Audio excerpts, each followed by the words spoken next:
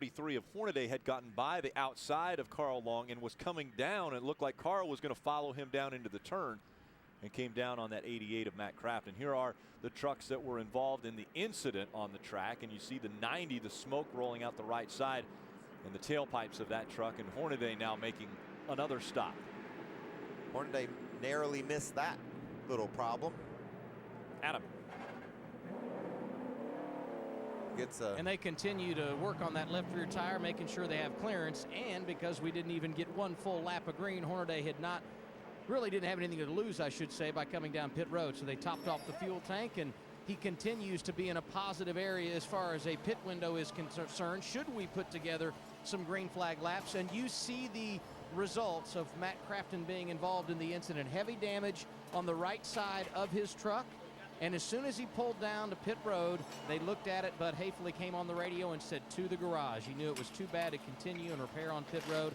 A tough break for one of our title contenders. You could see, Phil, not only the aerodynamic problems, but the right front suspension was hurt really well, a lot as well. Let's see if we can look at it. I really want to see what happened as they got down to turn one. Slow it down and watch these trucks ahead of Crafton. I don't think the 90 truck had anything to do with it. Yes, I think his engine was going south, but I don't think he did not keep pace. You see him well up in front of this group right here. You see Ron Hornaday goes to the inside.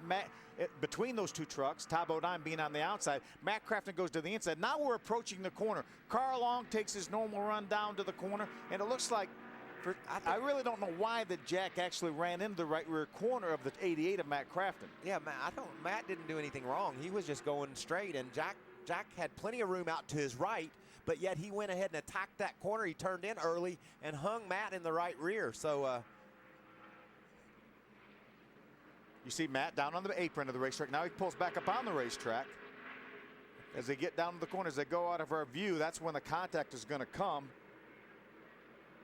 Hard contact, too. I believe Jack Smith just turned in too early on Matt. Matt Crafton coming into this race 5th in the point standings. Again, 128 points behind Timothy Peters. Again, he was 2nd in the championship standings at the end of the 2009 season.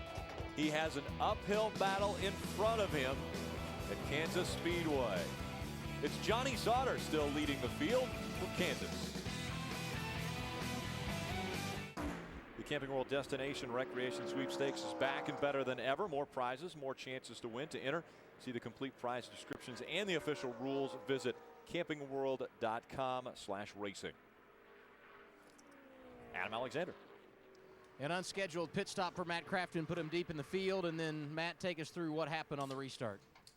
Everybody kind of got bunched up there on the restart. I just pulled out of line, everybody got bunched up so bad. I went to the apron and then tried to get back up on the racetrack, and everybody bunched up that much more.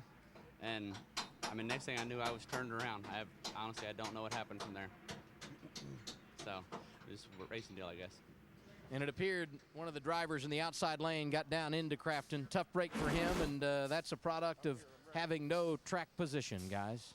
That's a shame. There's no way he knew what happened, because the guy from his right attacked him when he got to the corner.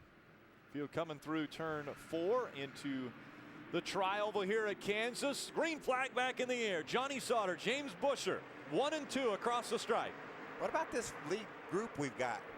Man, some of the guys we thought would be up front are buried deep in the field, and then James Busher and Sauter up front, Eichler, Ricky Carmichael in the 4th spot, David Starr, he's raced from the 25th spot into the top 5. Look at these 3 wide coming off turn number 2. Look who's in the middle of all that mess, Ron Hornaday. We know he's got to be virtually perfect this year from now on to catch up in the points, and wow, it looks very intense right here. There's Ty Bodine, goes by Brent Raymer, the 85. Now he's going to pull up on Brett Butler in the Fuel Doctor truck. He's going to go to the inside. There's somebody down on the apron that looks like maybe Johnny Benson in the 15 truck. Ron Hornaday making his way by trucks one at a time, but he has battle for the lead. He's had the fastest truck today as a battle for the top spot. Johnny Sauter on the outside, James Busher on the bottom of the racetrack. Busher trying to take the position away from Sauter. This is the first start of the year for James Busher in this Wolfpack Reynolds truck right here. This is a teammate to Ricky Carmichael. James is going to run a number of the races. This is the first time out. Great start for that team. Sauter on the outside, battling back as they're 2 by 2 behind him.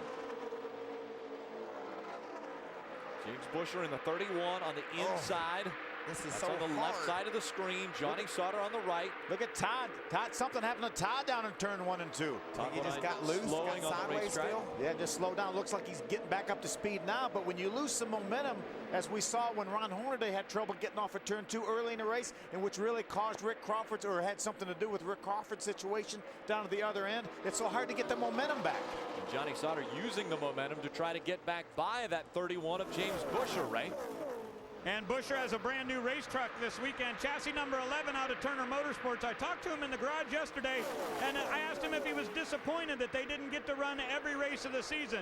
He said, that's not such a big deal to me other than being competitive. He said, I'd rather run 5 races a year and have a shot to win than chase the championship.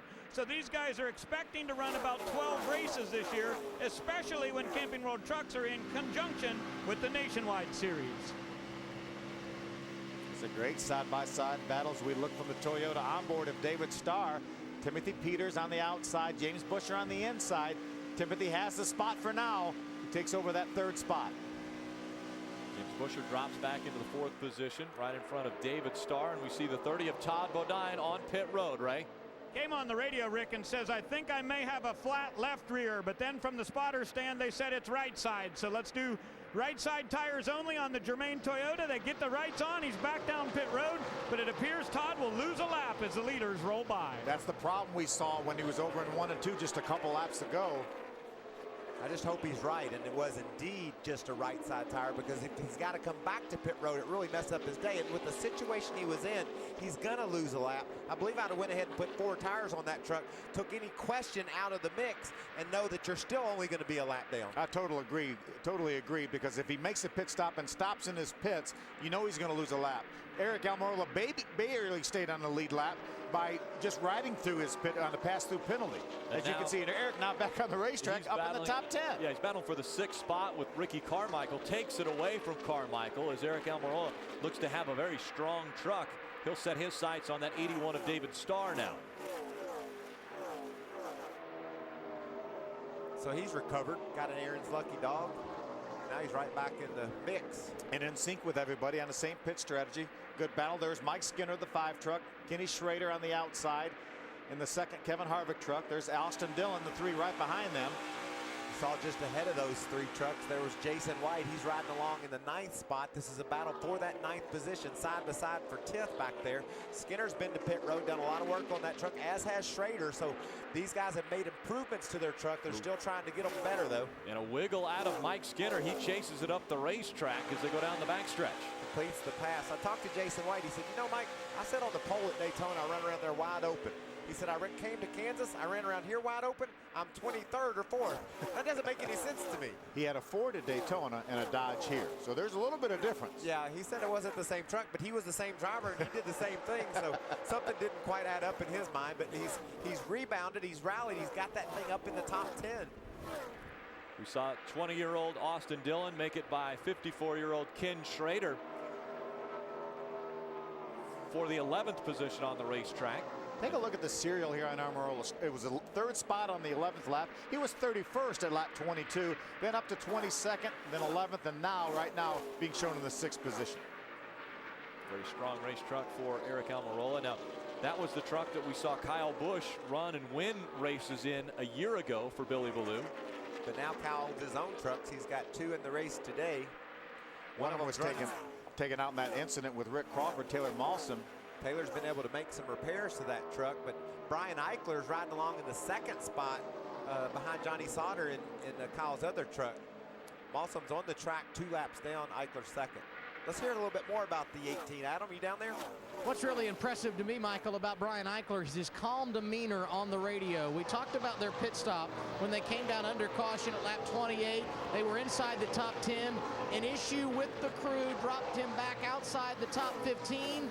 Brian never got excited. He stayed very calm, and now he has been able to rally on the racetrack. The adjustments they have made have worked, no doubt about it, and he puts himself right where he needs to be to get his first career win, something that I'm sure would be a very nice birthday gift for the owner at home.